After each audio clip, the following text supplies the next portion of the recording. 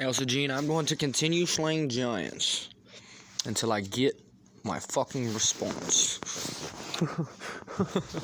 Okay. Ladies and gentlemen, now that I have essentially dismissed Neil DeGrasse Tyson's intelligence, I want to take the time to let you hear allegedly Dave speak. He's a very intelligent man, and what he says, he promotes logical thought and logical reasoning and self-examination. Okay? Think for yourself, essentially. The thing that really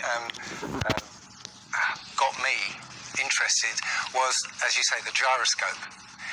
In a plane, there is an artificial horizon, okay, and it's based on a gyroscope. And if you spin a gyroscope on a surface, it will want to stay upright.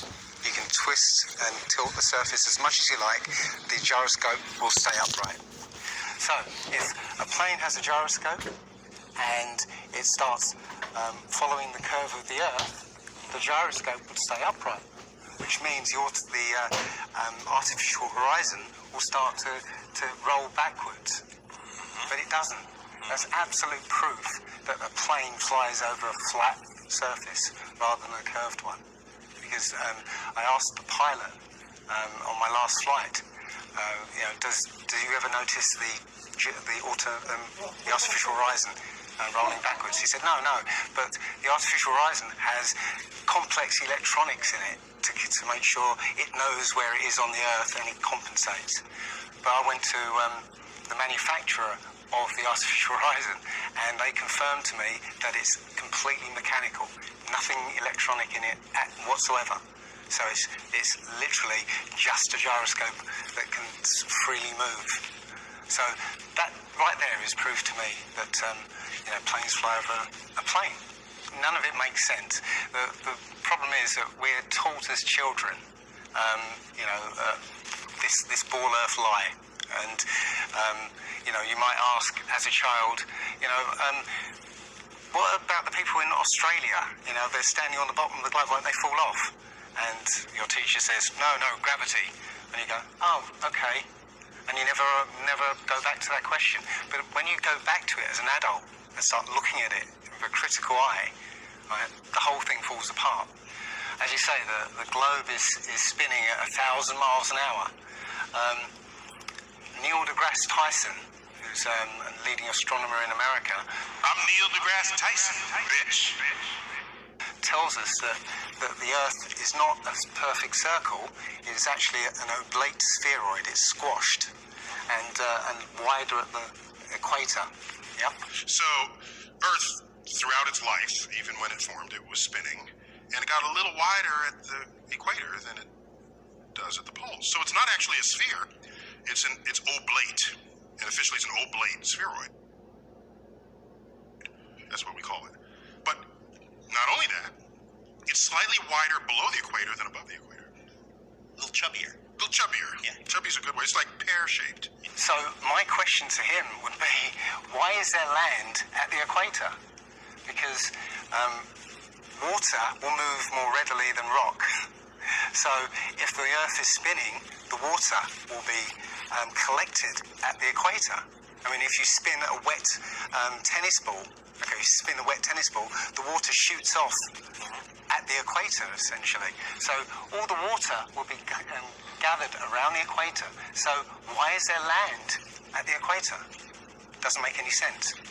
The other thing that about the spinning Earth is looking at the stars. Now, directly above the axis of spin is the pole star, Polaris, okay, directly over the North Pole. And we're told that the reason that all the stars spin around the North Star is because the Earth is spinning at 1,000 miles an hour. Okay, seems to make sense because if you put a long exposure camera pointing at the North Star, you'll see the stars will make perfect circles around, perfect star trails.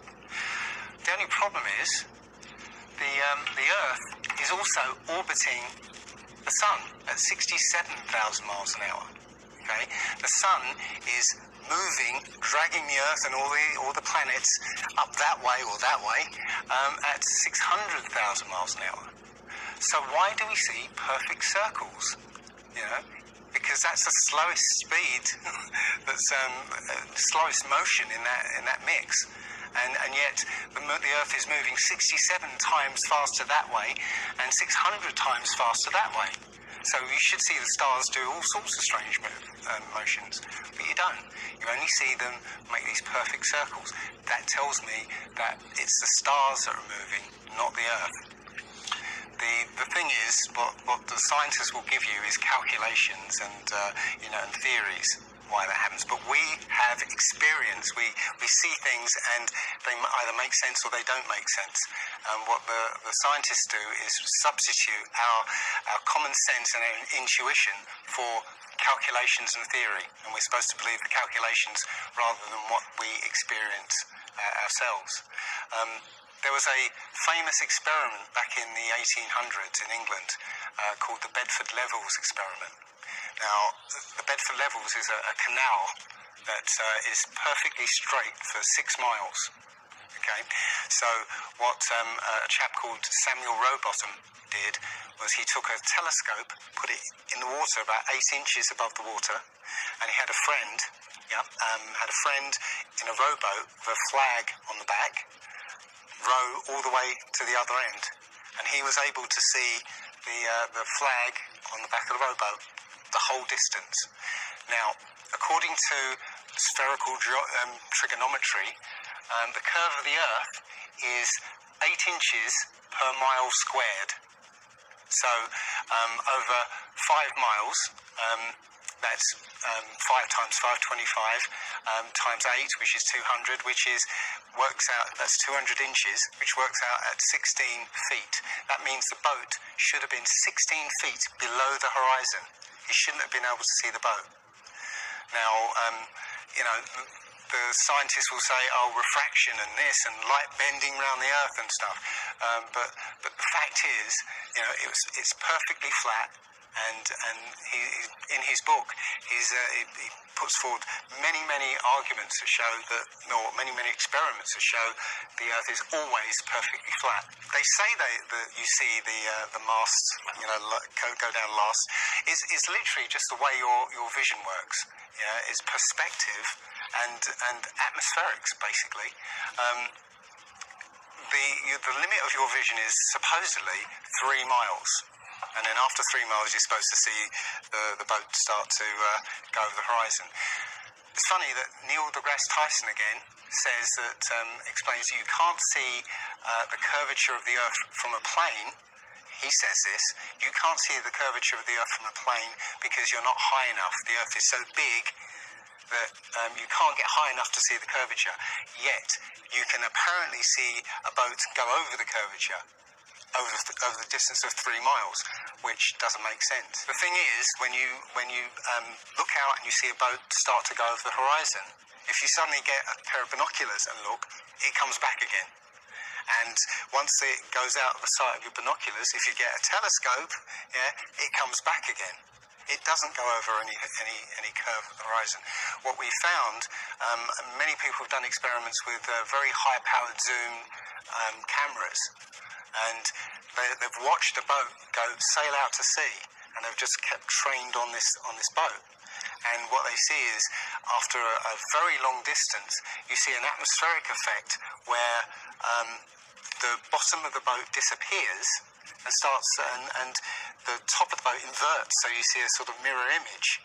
And that, with your eyesight, basically the bottom of the boat just melts into the horizon. One of the best examples of that is the Antwerp Notre Dame spire, which can be seen something like 240 kilometers away from the spire. So that should be over a mile below the horizon, and you can still see it.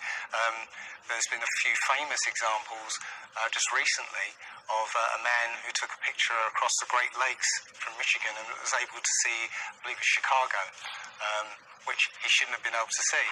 And the television station basically said it was a mirage. This is from Joshua Nowicki, and what you're seeing here is a mirage. We typically would not be able to see this from the Lake Michigan shore. We talked about this last night. Conditions are right on the lake that we're actually seeing a mirage of the Chicago skyline. But they always say it's a mirage, but for a mirage to happen, you have to have very specific atmospheric conditions. And there have been so many people who have seen exactly the same thing on different days, different seasons, always the same. It's not a mirage. It's simply that you're looking across a plane.